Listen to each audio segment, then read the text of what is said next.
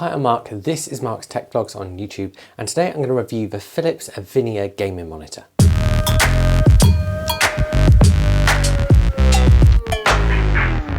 Now this exact monitor you're going to see throughout the video is the 34M2C8600, and this is marketed as a gaming monitor. However, it's actually a really good monitor for anyone who needs a really large amount of display to work with. And if you've seen my other reviews where I tend to use gaming monitors and try them out a bit, then you'll know that actually I'm not a gamer. I just need a lot of space for the sort of work that I do. And if you've been watching this channel for a while, you'll know that over the last year there's been quite a few different monitor reviews.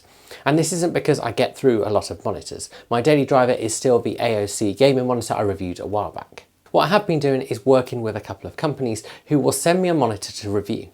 I then get to try it out and use it for a couple of weeks before sending it back. What that means is I get to try out some of the latest monitors that are coming to the market, and hopefully it helps you guys make purchase decisions. Now, I'm not paid for these reviews and I don't get to keep the monitors. It's just a chance for me to try something out and bring you guys an honest review. So I hope it helps you if you're looking at this monitor. And as I said just now, this monitor is marketed as a gaming monitor. However, large monitors, especially those with curved edges, are actually really good for anyone who needs a large amount of screen to work with. This is because those curved edges tend to bring the edges in closer to you, which makes it more comfortable for you to use. So I use a large monitor a lot of the time in my day job as a web developer because I quite often need to have code open and web windows and all sorts of different things going on at the same time. Likewise, in my spare time, I make these videos, so a large screen is essential for video editing and writing videos, and also I produce music as well. What it means is I've been trying this monitor out for an average of kind of 6 to 7 hours a day, every day. And that does include a little bit of evenings and weekends as well, because I do tend to kind of write these videos, produce these videos, play around with music and things when I'm not working as well. And I've been using the same monitor for both work and personal stuff. So let's dive into the review. And I want to start off by talking about price. Now, this monitor is not an entry-level monitor at all, and it retails at just under £1,000. Now, whilst that does sound like a lot of money, that price is actually about right for other monitors with similar specifications. So let's talk about the specification. So this is a widescreen monitor with a 34-inch screen and an aspect ratio of 21:9. The display, as you can see, is curved, and that brings those edges in a little bit closer to you, which makes it more comfortable to use. It has a contrast ratio of 1,000,000:1 and a 178-degree viewing angle, supporting up to 1.07 billion colours and a pixel density of 109.68 pixels per inch. It has a massive maximum resolution of 3440 by 1440, and it supports a 100Hz refresh rate if you connect via HDMI and a 175Hz refresh rate if you connect via USB-C or the DisplayPort. What this means in practice is that this is an incredibly responsive monitor to use, and everything is just very, very smooth. It's also one of the brightest monitors I've used. And what I've actually found is I've needed to bring the brightness settings right down just to make it a little bit more comfortable. But it's great that it packs in so much brightness. For those people using it for long periods of time, it does have a low blue light mode. And this is something I've been using quite a lot just to protect my eyes when using it for a long period of time. There are lots of other parts of the specification I could go into, but they're actually all on the product link below, and so I'm not going to read them out individually, because what really matters with monitors is whether it's bright, whether it's clear, whether it's anti-glare. And this monitor is great. It's super responsive, colours look absolutely fantastic, and the resolution is huge. And of course, the anti-glare features mean that even when sunlight is coming in from my left where the window is, or above me where the light is, I can still see everything really clearly. In terms of connectivity, it has 2 HDMI inputs, it has a DisplayPort input and a USB-C port for an input. It also has a built-in USB hub. This offers a LAN port and 4 USB ports. 2 of them are further near the front of the monitor for easier access, and one of those rear ports supports fast charging.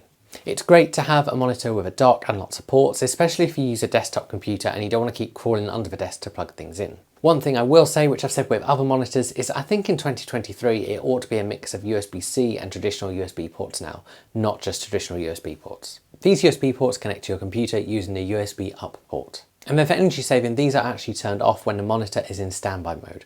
Although if you do want them to be always on, you can turn that on in the monitor settings. As well as having pretty decent built-in speakers, this monitor also has a built-in jack for audio out. So let's talk about the design, which you've seen quite a bit of already. So the design of this monitor is one of the things that drew me to wanting to review it, because this design is pretty different. For starters, as you probably already noticed, it's kind of a mix of silver and white and not black. The monitor itself has white edges and pretty small bezels, but with a larger silver bezel along the bottom. This bezel has an indicator light on and logos for Evnia and Philips. On the back of the monitor, you'll find all of the ports I mentioned just now. On the other side, you'll find a power button, which is kind of mixed with a joystick type thing for changing monitor settings, and I'll talk more about that later on. The back of this monitor actually has a really unique design with a kind of sort of square approach, which I really like because it looks really modern. The other thing you might notice on the back is a selection of LED lights. These can be set in a variety of ways to add a bit of extra ambience to the room that you're using this monitor in. They have a lot of different colours as well, and they can respond to the environment around you. Again, I'll talk more about that later on. The monitor also comes with an adjustable stand. This is a really sturdy and really well made stand, and it's really easy to slide the monitor up and down and also angle it. It's actually one of the easiest stands I've ever come across for adjusting. Whilst I do really like the design of this monitor as a whole, I would quite like there to be a black version available. It's also worth noting that this stand is actually slightly deeper than other stands that I've come across with monitors. This means it actually puts the monitor slightly further towards you on the desk. This is something I actually noticed when switching my monitors out in order to start reviewing this one. This is something you might want to check out in specifications if you're thinking about buying a monitor, especially if you do have a narrower desk. If you don't use built-in stands with monitors and you use VESA mounts, you might be thinking, is this VESA compatible given the design of the back? And actually it is. One of the things you get in the box is a VESA mount adapter which can be screwed onto the back of the monitor. This is great if you use something like a wall mount. All in all, this monitor, in my opinion, takes design of monitors to a whole new level. And one of the things I really like is that Philips have tried to do something different here, and I think they've done a really good job with it. So let's move on to the really important part of this review and talk about what this monitor is like to use. And as I said at the start, I've been using this for a couple of weeks for a kind of average of 7 hours a day. And as someone who uses a monitor for long periods of time every single day, this monitor is a dream to use. The quality of that display is incredible, and the high resolutions it supports gives you even more space to work with. I also think from a design perspective, this is probably the best looking monitor I've ever used. And combining those three things means actually sending this monitor back is going to be a really hard thing to do. And what I found with this monitor is that it works well kind of whatever I do, but especially when I need huge amounts of screen. So whether I've been writing reviews with specifications next to my notes, whether I've been producing music with lots of plugin windows open and lyric sheets open, if I've been editing videos and having kind of different folders open with the files in as well, it's just given me a huge amount of space to work with. And a lot of the time it's been a huge amount of space to work with and a little bit more, which is great. The monitor is really comfortable to use, and I haven't noticed any glare on it at all, even on the sunnier days we've had.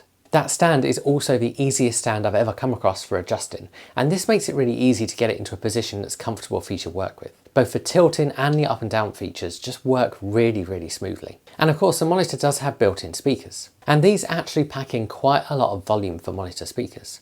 In my opinion, however, they could do with a little bit more bass. What that means is that if you're going to be using this monitor for making calls, it's going to be absolutely fine and really clear.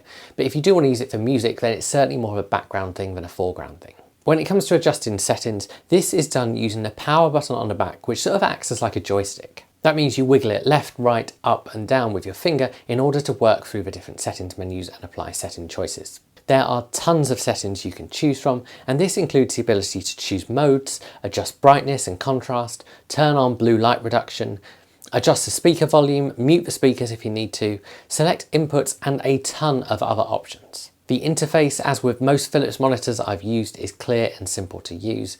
And actually, whilst I was a little bit skeptical about that joystick approach, it's actually the best way of going through settings that I've come across for a monitor. And that's because you haven't got to fumble around on the back trying to find different buttons. You've just got to find the one button and then wiggle your finger around. I actually think this is an approach every monitor company needs to copy. And then the monitor also has those built-in USB ports. And this is especially useful if your computer is on the floor or perhaps out of reach. It's also useful if you've got a laptop that only has a small amount of USB ports because it easily lets you extend them. These work well, and the fast charging port is really nice to have. As I said earlier, I do think some of these ought to be USB-C though. And then finally, this monitor has those built-in LED lights on the back. These can be adjusted and changed in the settings, and that includes responding to what's on the screen and the audio around you.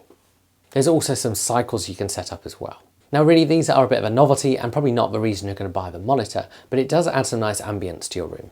And I can especially see this being a really cool feature if you're using a monitor to kind of stream gaming. So all in all, what's the verdict on this Philips Evnia monitor? So after using this for a couple of weeks, this is hands down the best monitor I have ever used. And really, I don't want to return it. The whole thing is incredibly well made, settings are easy to adjust, and that display is just stunning. Everything is smooth, and the high resolution support gives you a ton of space to work with. That means if you are thinking about picking up a kind of large curved monitor and you've got the budget for this kind of £1,000 monitor, then absolutely get it, it's brilliant. If you do want to pick one up or check out the specs further, I have put a link below. That is an affiliate link, and that means if you use that link and make a purchase, that will just help this channel out. This channel is a hobby, it's not a full-time job, and I don't get paid to make videos. That means if I've helped you out and use that link, that's very much appreciated, and thank you. If you have enjoyed this video, please give it a like. If you've got any questions, do stick them below as well, and I will answer those questions for you.